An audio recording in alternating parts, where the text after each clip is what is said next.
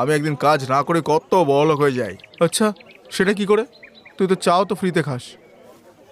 আরে ভাই, তুই কাজবাজ করবি তবে সে না বড়লোক হবে। হ্যাঁ হ্যাঁ, কাজবাজ না করলে কি করে হয় ভাই? আরে পরিশ্রম তো গাধাও করে রে। হ্যাঁ, তাহলে কি গাধা কি বড়লোক হয়ে যায় নাকি? বড়লোক হওয়ার জন্য ব্রেন থাকা দরকার। আচ্ছা, তো তোর ব্রেন কি বলে এই ব্যাপারে? কি প্ল্যানটা কি তোর?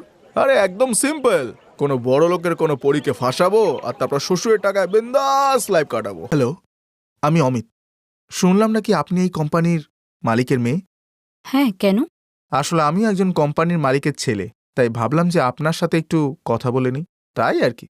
আচ্ছা, তাহলে এখানে ইন্টারভিউ কেন দিতে এসেছো? আরে ওটা তো আমার বাবার জেদের কারণে। উনি চান যে আসলে আমি বিজনেসটা নিজের হাতে নেওয়ার আগে কোনো জায়গায় একটু চাকরি করে নিই। এই বাবারাও না, কি বলবো। সত্যি বলেছ, এই বাবারা বোঝেই না যে আমরা সবকিছু পারি। এমন করেই হাসি মজা করতে করতে দুজনের